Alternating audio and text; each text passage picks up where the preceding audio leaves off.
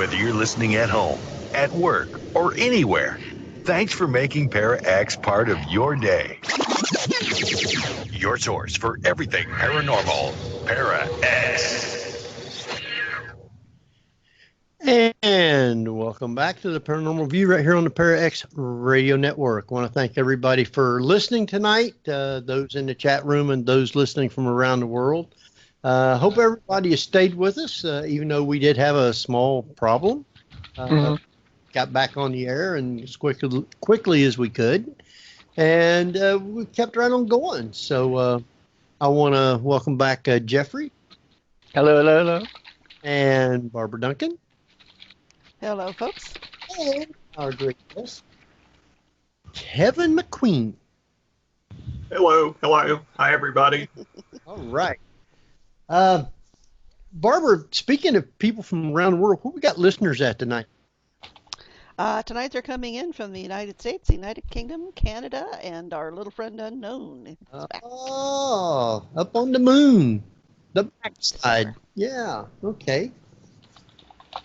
Wow, they're waiting for the creepy moon story. I guess they figured, the wedding's over, might as well listen to the Paranormal View. Yeah, sure. That's just as important. Yeah. Pretty much. Yeah.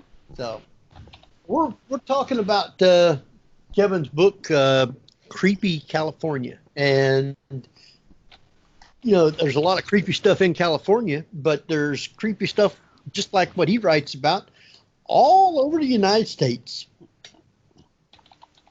Kevin, have you ever thought of looking at some of the other countries' weird stories like these? Well, it's strange you should mention that, but I've actually been collecting items from other nations, hoping that someday I might write a Gothic world type book. All right. That'd be interesting. Some of them countries over there is a lot older than us, so they got to have some good stories. Well, I've got some pretty good ones. One of my favorites, we got to talk about this, which is you titled it Bill Doesn't Know His Own Strength. Oh, right. Do you want to tell that little story? Well, it's a story about a man named, I don't even know his last name. It's in my original notes. His name was Bill, and he died in the early 1930s.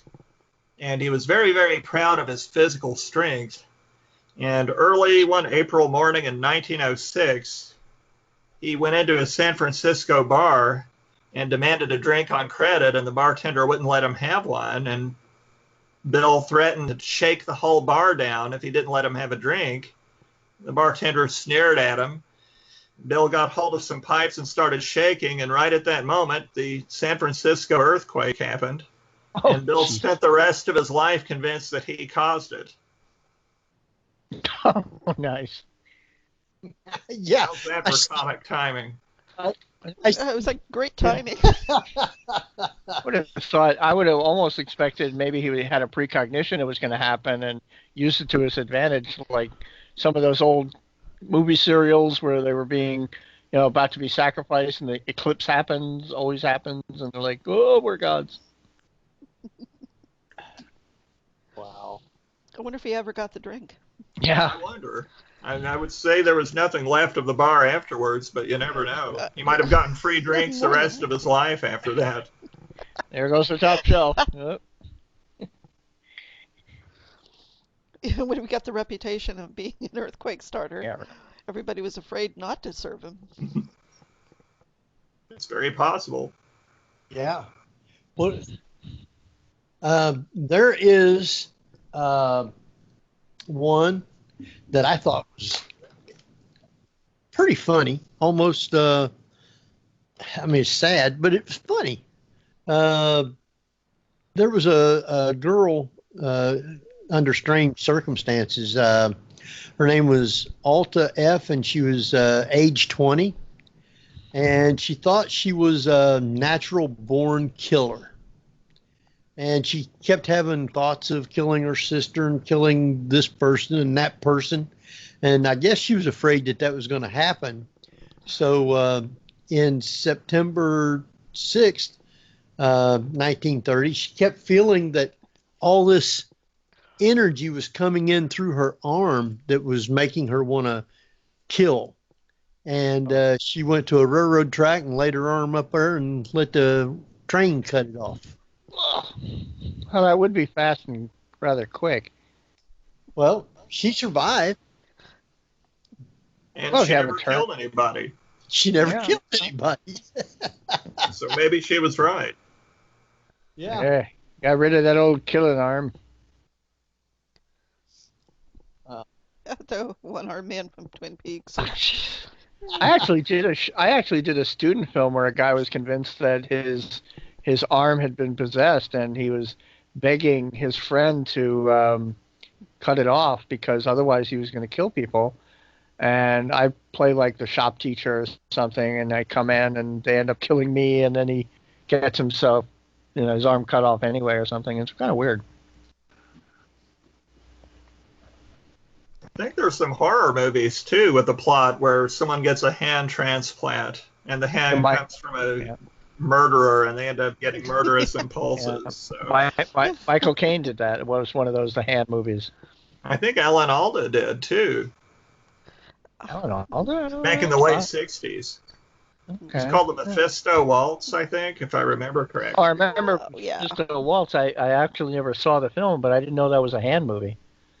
I think so. I might be wrong about that. But I wonder if some scriptwriter didn't get the idea from that news article. I thought Mephisto Waltz was more about almost like a Rosemary's Baby kind of culty thing. That's what my brain is saying. Now I have to look it up. I should look it up too. I think there was a movie called The Hands of Orlok. Oh, yeah. Way back that had Peter that Lorre. Same plot. Yeah, Peter Lorre. Okay, Mephisto. Wow.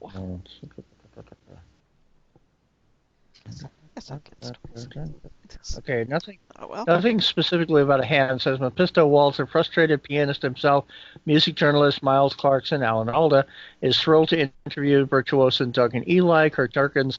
Duncan, however, is terminally ill, not much interested in Miles until noticing that Miles' hands are ideally suited for piano. Suddenly, he can't get enough of his new friend, and Miles' wife, Paula, Jacqueline Bizet, becomes suspicious of Duncan's intention. His suspicion grows when Duncan dies and Miles mysteriously becomes a virtuoso overnight. So he may have had possessed hands. Ah, there you go, but not necessarily murderous hands. Yeah, that's as much as the synopsis gives. Still creepy. Yeah. If we talk a little bit about the part you wrote on Leland Stanford. Isn't that weird? And yeah, the stash of items of spiritualism. Oh, yeah. Well, evidently he had a brother, T.W. Stanford, who was very interested in the occult, and he lived in Australia. And when he died, he promised a gift to Stanford, but instead of money, it was just a lot of old fetishes and dried up seaweed and ceremonial daggers and things like that from other countries, especially Australia. So the story goes that at Stanford, they didn't want to turn down a gift given by the founder's brother. On the other hand, they didn't want to put this stuff on display, so they hid it away. And everyone forgot about it. But the story goes, I wonder if it's really, really true or just a legend, but the story goes that there is somewhere in Stanford a room full of all these old occult things from the 19th century that were presented as a gift. It's like it would be a treasure hunt to go back to Stanford and see if they're there. If anyone ever finds it, please tell me. Isn't Stanford in San Francisco? Stanford is in the South Bay. Okay, but it's in the area. Yeah. Have you ever been over to that school? No. Oh, they said in the story that there was two people had went. Apparently the novelist Idwal Jones and a professor named Coover actually did see it. Right. And they found the room, and now apparently the room itself is lost, or at least that's how the story goes. you think it was lost or they moved everything and hid it because they didn't. I guess they didn't really want to put out stuff like the spiritual type stuff. No, which is odd because that's where the Stanford Psychical Research Center is. Ironically enough, those things, if they actually are there, are probably worth a fortune. Oh, most definitely. But then there was also the practice of simply just sheetrocking over doors, etc. So it's possible that it's there, but you will never find a doorway. No, not now. They wanted it Yeah. hid. So, Mhm. yeah, pretty interesting. Oh yeah. You got one that I thought was interesting, and Barbara, she'll probably like this one. She'll probably go out looking. Um, I guess it was called Far-Fetched Frisco Phantoms, and there was a house that was in 1884. This house was reported haunted in San Francisco, and it was at the corner of Larkin Street and Willow Avenue. The guy couldn't get anybody to rent the house because it was so haunted, I reckon. So he ended up having the house moved to, let's see, 27th and Castro Streets, and still couldn't get the place rented. Nobody wanted to rent it. I guess it was just really, really scary. Anyway, there was some kids or older kids, I guess, decided they was going to go there and just see exactly what it was. And do you remember that story? Well, I remember they heard all of these terrifying noises and lights, and even saw apparently ghosts outside the house. It's one of those stories where they report about it in the newspapers, and then there aren't any follow-up stories. So you're just left to wonder what happened next. And it's aggravating because you realize you never will know what happened next. It still made a good story. I guess if everybody got killed horribly, it's like, oh well. I guess.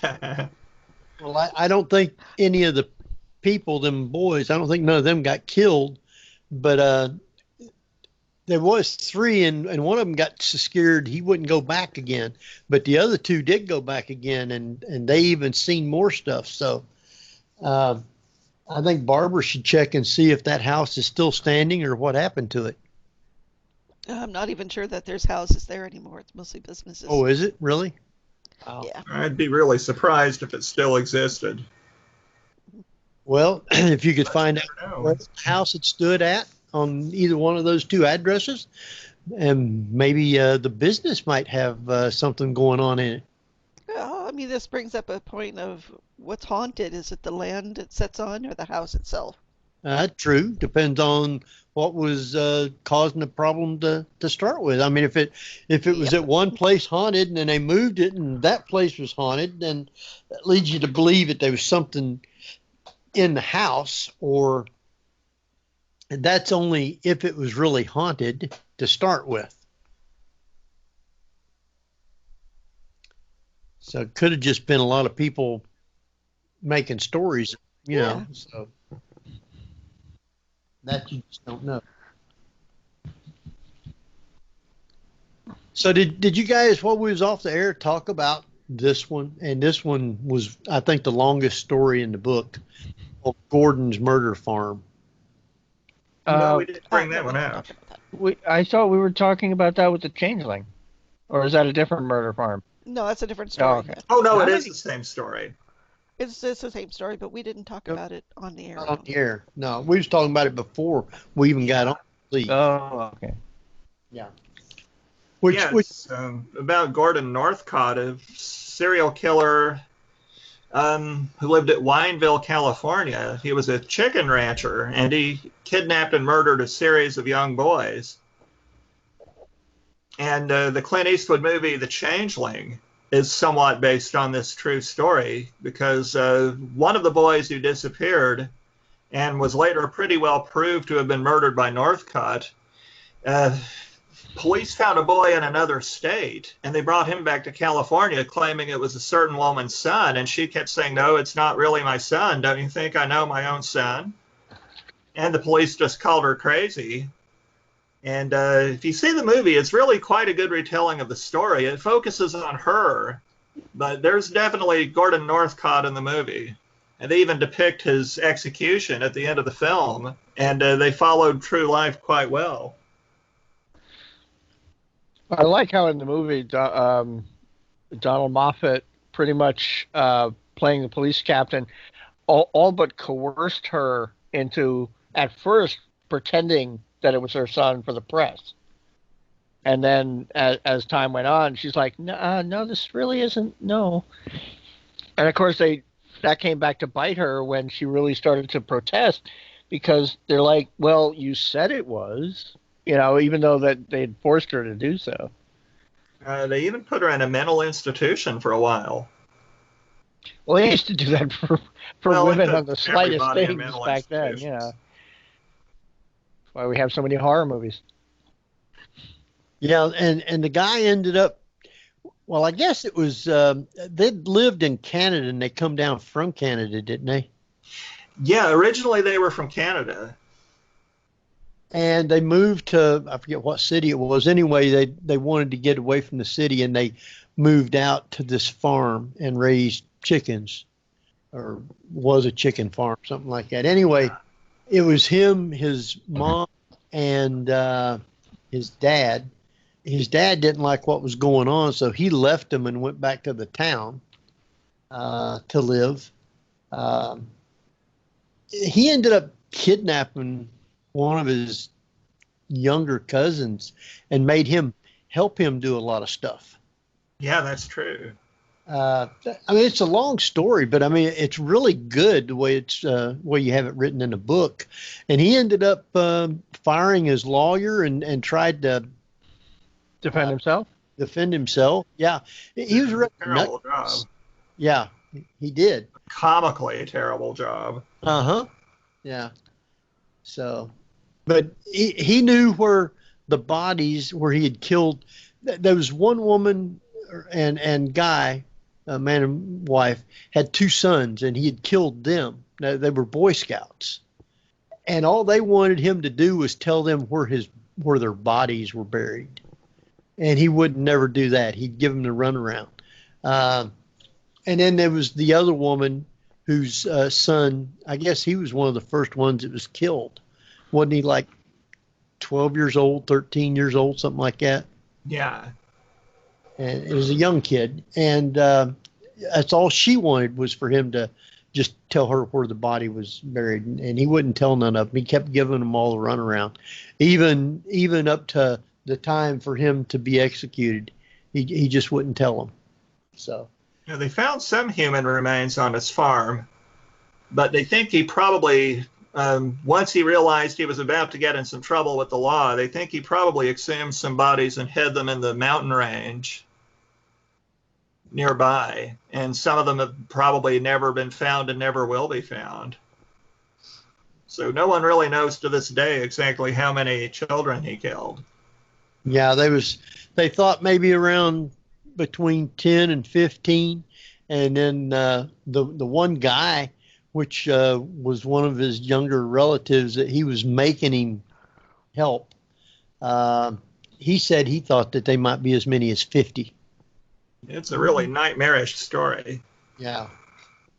Excellent. Even the town doesn't really exist anymore. It was Wineville, and because of the notoriety that Gordon Northcott caused them, they changed their name to Miraloma. Wow. So Wineville's not on the map anymore because of this guy. Really?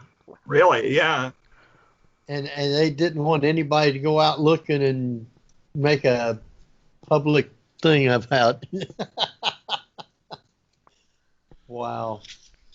Yeah, and one of the most tragic stories in your book, and I loved it, was their song was Claire de Lune. Oh yeah, that's a good one too. That's a really sad one. They should make a movie out of that. Yeah. I think so. Tell us about that one. It's really hard not to feel sorry for the guy. His name was Leslie Jareth, and he was married, not happily. He was quite wealthy. He owned a couple of jewelry stores and fell in love with a much younger woman, I think about half his age. And this would have been in the early 1940s. And eventually, he killed her in a tourist cabin. Very strange story. He had a classical music fixation. He was playing Clair de Lune on a phonograph.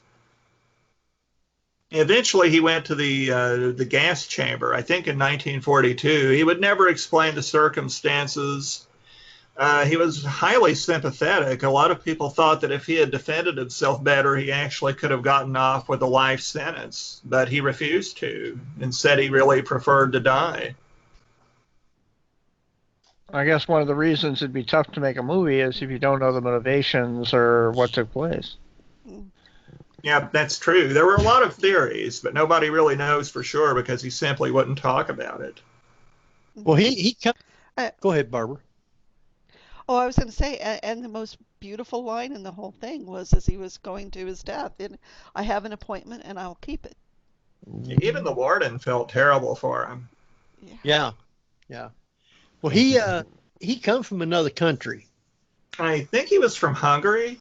Yeah, that's what I thought it was. If I remember correctly. Mm-hmm.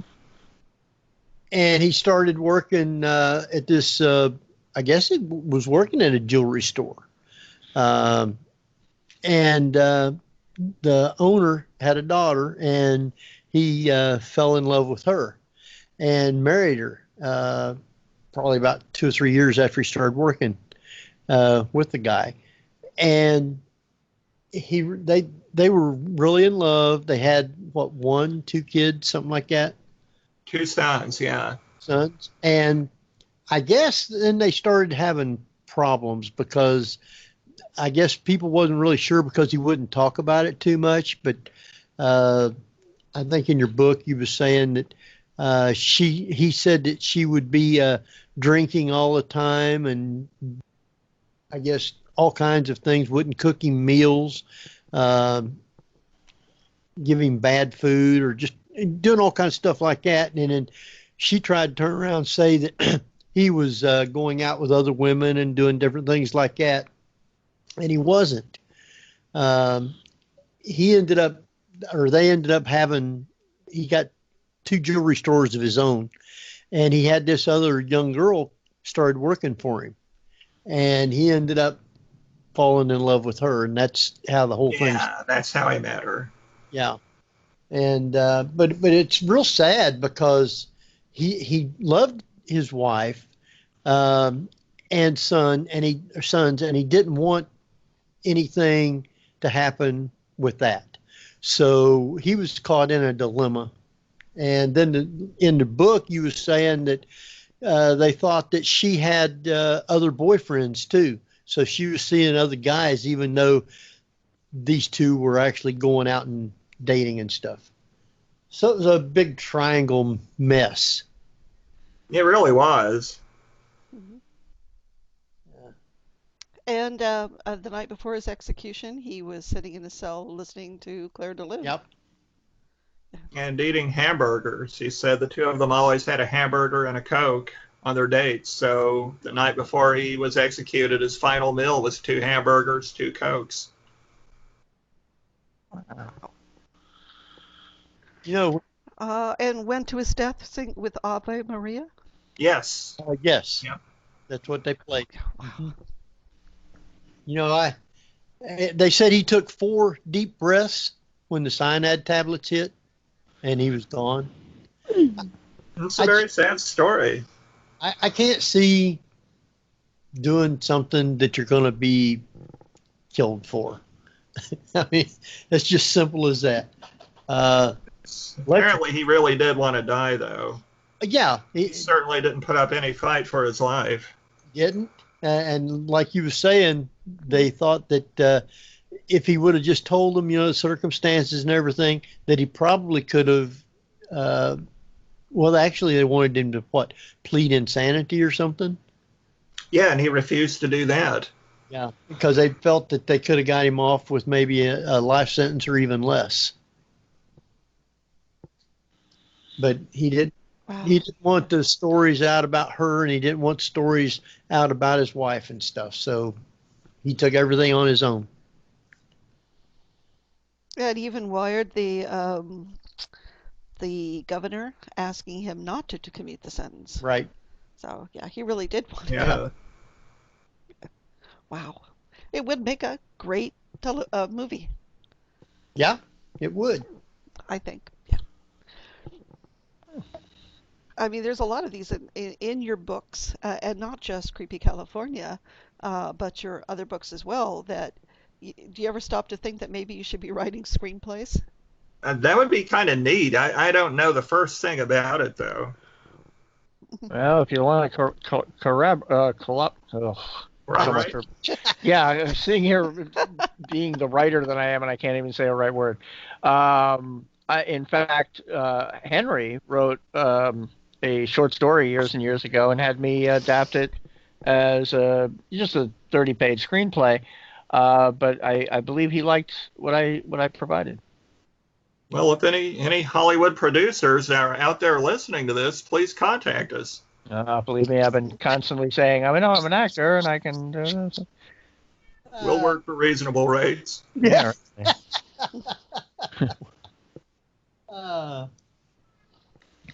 Excellent, excellent. You had another one in your book that I thought was pretty interesting. It was a pre-Halloween costume party, and the headline on it that you had was "Death of the Party." So,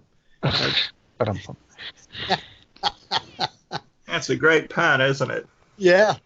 So you want to? Sure, nobody else ever would have thought of that. That's a story I almost didn't put in. I try not to put in anything that's really recent. And that happened in 1967, which I thought was just recent enough. Not so much, really. Maybe I shouldn't. And then I thought, well, it's a pretty good story. It's a real Agatha Christie in real life kind of story where a man shot another man at a Halloween party. And of course, everybody around thought it was just a joke. So people were dancing around this dying man. Oh, no. And then they realized suddenly that it was all real. So again, that almost sounds like a movie come to life there. It's almost like the stories of people who commit suicide by hanging themselves during the Halloween season, and people think it's just Halloween decor. Yeah, I have a book coming out in September with a story exactly like that. Man. Oh yeah, in September. That'll be another book. Oh, yep. We've only had you on twice, so this is only the second book we've talked about, and you've got another 4, 5, 6 books out? Well, actually, the one coming out in September will be my 17th book. Really? Wow. So I've done a lot. Lately, with Indiana University Press, I've been trying to do a series covering regions. So there's the California book. Last year that came out. Also a book about the Midwest called Horror in the Heartland. And in September comes the New England book called New England Nightmares, about New England and the northern states. And currently I'm working on the one about the other western states other than California. I had one about the South that came out from Pelican Publishing about 3 years ago. When we had you on the last time, Horror in the Heartland is one we talked about. Yeah, that was it. Yeah. Yeah. So what are your other books about? Well, a lot of them are just 3 or 4 are simply Kentucky-based, 3 or 4 are Indiana-based. And then I started branching out and doing entire regions. One is about the Louisville tornado of 1890. And some are just biographies. I wrote a biography of Cassius Clay, the Kentucky emancipationist. Oh, okay. And I have a couple of books that are about just Kentucky eccentrics. So that's not confused with Muhammad Ali, Cassius Clay. Right. Yeah, it turns out that Muhammad Ali was actually named after the Kentucky Cassius Clay. Oh, okay. I'm curious, the Louisville tornado? Yeah, Louisville was hit by a massive tornado in 1890. It's really a strange story because it was an immense disaster. I think if you look in the record books, I'm trying to remember what the official death toll, it was like 70 people, I think, but through my research, I discovered it was more like 120, which makes it one of the worst tornadoes in American history, and yet everyone's totally forgotten about it. Even in Louisville, most people have never heard of it. This is the first I'm hearing it. Yeah, it's not a famous disaster, but it really should be. What? I mean, there's a lot of tornadic activity back there, but yeah, I wasn't aware of this one. Now, have you thought of doing one? There was a flood that come down through Ohio in 1913, I believe it was. And there was a lot of people killed. Dayton, Middletown, Hamilton, a lot of stuff ruined, destroyed. So there's probably a lot of good stories from the 1913 flood. Well, I'm sure there are. Yeah, there was a really, really bad world-class flood also in 1937 in the same region. Right. And that was Ohio, Kentucky, the entire Midwest. It was just an incredible flood. I'd say someone's probably already done a book about that one. That probably has, but not in the way that you do them. Well, you go through the old newspapers and you find all these stories and details that you don't find in other books. So even if it's a subject someone's already done, you can usually find some new things to say about it. Oh, yeah. Yeah. And have you thought about some of there's got to be some stories like that you do about like maybe in Texas at the Alamo or North Dakota, Little Bighorn, different places like that, Gettysburg even. There's got to be some good stories of things that took place like that. Oh, I'm sure there are. Yeah. Civil War. There you go. Yeah. There. So, is there a region, do you think, that just has the most information or the most bizarre stories? Very hard to say. Very hard to say. I can't really think of one that I think would really top all the others. Mhm. I mean, I realize that, California has some really strange stuff, death by clown, It's all for weird example. stuff, but it's almost like different varieties of weirdness, different kinds of weirdness. Yeah, I assume that each region would have, various, well, its own little eccentricities. Especially New England, I would think, would have, that was probably the most like Great Gatsby era um, uh, clientele or citizens. Yeah, there are quite a few Upper stories in class. there from around that era, the 1920s. Of course, the New York chapter is the biggest chapter. Oh, of course, yeah. Well, I mean, we're talking New York City or upper state New York. Oh, New York City. But there's a lot of upper Oh, state New York stories, too. and you cover the what, Long Island, the Hampton area. Is that a separate? I think there is a Long Island story in there. It's one of my longest books. I really have trouble remembering the details in that one. We'll have to I look have a those. story about a suicide club on Long Island in there. Really? Oh, I think Wow. so. I know how you I guess leave it, but it's not exactly something I think you'd want to join.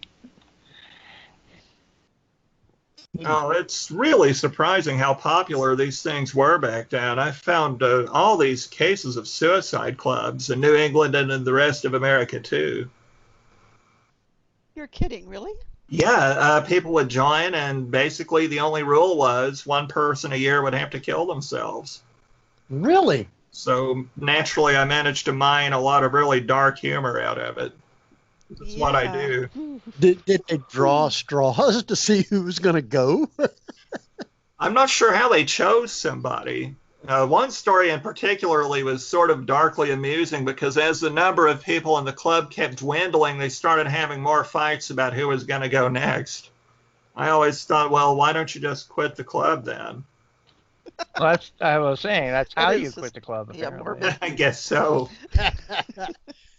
Yeah, I mean, if my name come up, I'd be thinking, do I really want to do this? And then what happens if you decided you didn't want to? Well, the member of one club actually said after he wounded himself fatally that if he hadn't done it, someone else in the club would have killed him. So apparently you either killed yourself or someone else in the club did it for you. I think I'd have dropped out of that club or not even joined it to start with. I Yeah, don't but know if then, any exist anymore, but at one time it was kind of all the rage. And this was in the 1930s? Then this would have been in the late 1800s, all the way up to about the 1920s or so. Wow. Yeah, once the book comes out, you'll definitely have to read about that. It's just completely beyond bizarre. And that, To see another late night reading this book. that's the new one coming out in November. September 1st, I think, is the official release date. Oh, all And right. it's coming from Indiana University Press. Well, we'll have to get that one too. Can you estimate just exactly how many stories you have looked through? Oh, I would have to say hundreds and maybe thousands. I know my book about the South, called Gothic and Strange True Tales of the South, has got at least 120 something stories just in one chapter. Wow. We might have to get that book too. I'm really proud of that one. I actually personally think it's one of my best ones. It's the one that got the whole thing started, where I was going to do all these regions and call them the American Gothic series. So you'd have more of a Out of, pitchfork, instead of a pitch meeting, you'd have a pitchfork meeting. It was.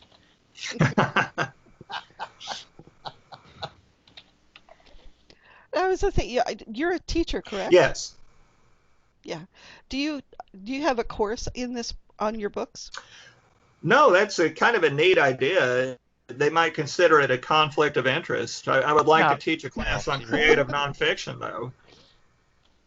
Oh yeah. I don't think I could teach a fiction writing class. I have no imagination whatsoever, but I could do one on creative nonfiction, where you don't really come up with anything original. You simply tell a story that's actually happened in a strange, perhaps creative way.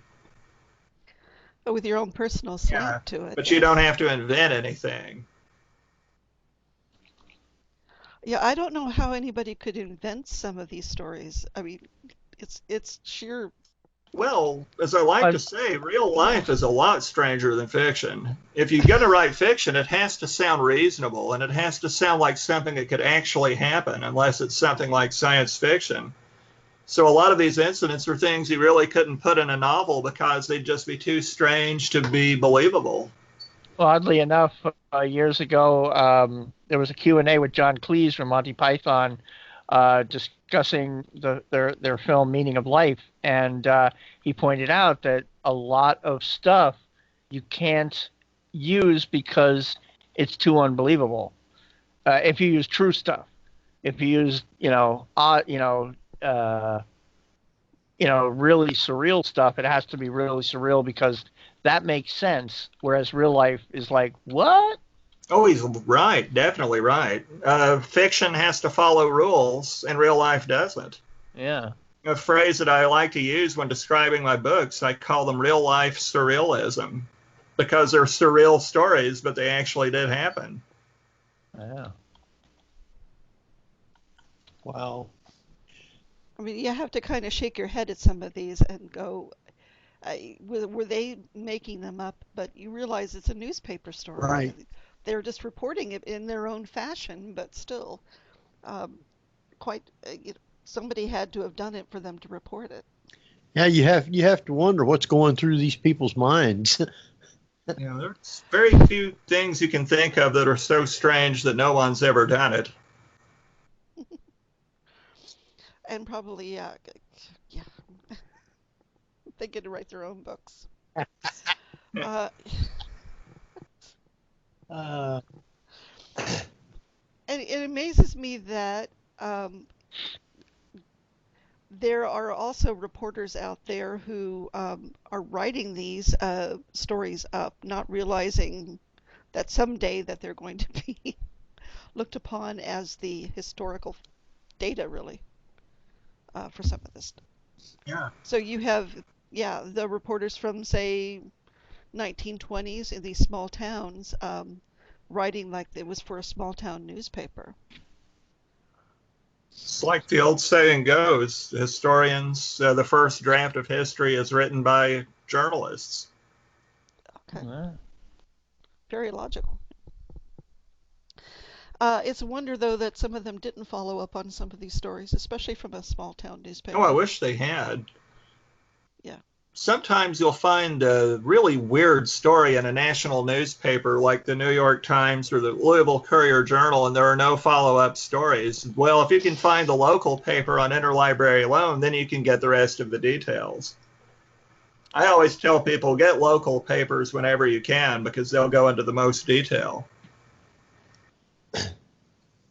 Now we have a guy that goes to some of our things at Gettysburg with us from northern Ohio, and his name's Don Allison. He works with a newspaper up there, and he writes articles and stuff for the newspaper. Plus, he has a book out, I think, of his one or two of his own books, and he's trying to branch out into being a publisher. So he might be able to have stories like that he would have from his newspapers. Oh, I bet he could. I'm sure he could. I'll get you in contact with him if you'd like, and you can Oh, talk. I'd love to. Well, our time is just dwindled right on down. I appreciate everybody who has stayed with us and listened to the show tonight, even though we did have a hiccup in between, and I'll have to find out why I no longer had internet. What happened?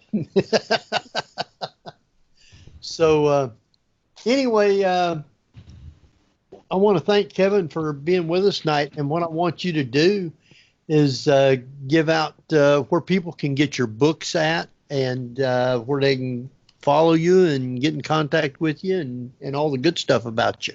Oh, okay. I have a website, kevenmcqueenstories.com.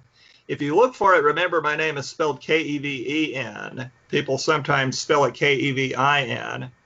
And I also have a Facebook page, an author Facebook page, or two pages rather. Keven McQueen is the author page. Kevin D. McQueen is just where I post my own weird comedy.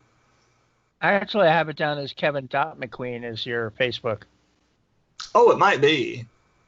Yeah, I think you're right. And also, you can find them online at lots of book retailers like Barnes & Noble. You can get them straight from the publishers, too. Right. Amazon, all those places has them. Yeah. Yeah. So, So you're not on Twitter, though, right? No, I don't have Twitter. Neither do I. Yeah. I tell you, a lot of authors promote their stuff on Twitter big time, and I promote those authors a lot, just so you know. Yeah, In case you ever do, let me know, and I'll, Okay. Yeah. Well, again, great reading. Get some of his books. You'll really like them. And we'll be having him back on later on this year sometime, hopefully. So with that, I want you to stay on till we're off. We'll talk with you for a minute or two. And I'm going to let Jeff give out. Or seconds to go. Facebook, theparanormalview.com is our official website. Facebook.com/theparanormalview, all one word, is our Facebook. You can follow me at Real Badger, both Twitter and Instagram. All right. Barbara, you got anything? No, you can follow us all on the Paranormal View website. Yes. So go in, check us Links out. and stuff. That you can get all the information about us, and you can also check out our past shows. So And if one's not up there, you can follow Jeff's link because Jeff has all of our shows saved on another website. So, More like 99%, but there you go. Yeah, like that. So anyway, till next week, this is Henry Foister. Jeffrey Gould. And Barbara Duncan. And we will see you next week at the same time. So good night, everybody. Thank you.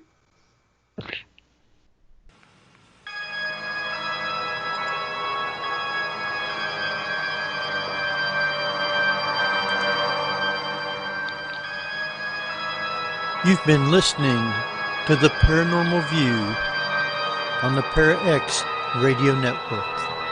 Join us again next week at the same time for more of The Paranormal View.